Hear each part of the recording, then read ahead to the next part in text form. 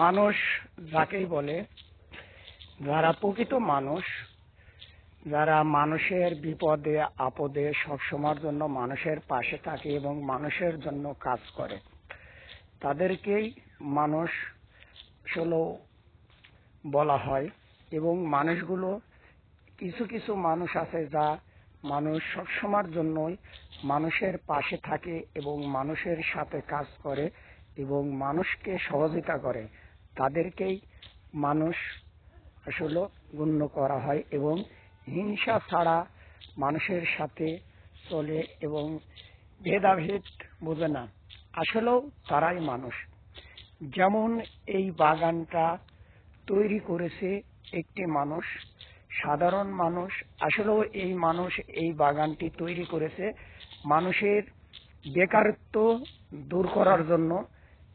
এই বাগানটি তৈরি করেছে এবং এই বাগান থেকে সে কিছু আর্থিক উপার্জন করছে এবং সাধারণ পরিবারের কিছু কিছু পরিবার এই বাগানের ফুলের মালা গেঁথে পরিবারটি চলছে এবং এই পরিবারে অনেক সহযোগিতা করছে।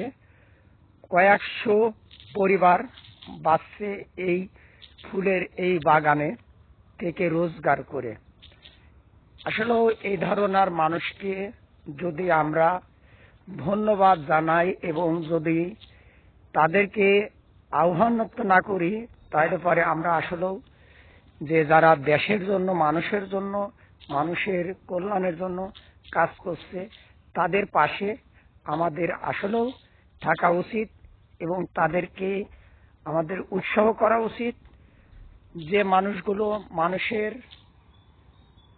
কাজের জন্য এবং মানুষের সহযোগিতা করার জন্য যে কাজগুলো আসলেও মানুষ ইচ্ছা করলেই অনেক ধারণা ভাবেই মানুষকে সহযোগিতা করতে পারে এবং এই সহযোগিতার হিসাবেই বেকারত্ব দূর করতে পারে এবং এই বেকারত্বর মাঝেই আবার অর্থ দূর করাও, বেকারত্ব অর্থ উপার্জন এবং বেকারত্ব জীবন যারা জীবনে আছে তাদেরকেও দূর করতে পারে বেকারত্ব এবং তার সাথেই মানুষের কল্যাণে এবং নিজেরও কিছু আর্থিক যে জমিগুলো পড়ে থাকে এবং সেই জমিগুলোতে এভাবে যদি ফুলের করে যারা বেকার নারী ঘরে বসে থেকেই এই ফুলের বাগানে মালা গাঁথে এবং কিছু আর্থিক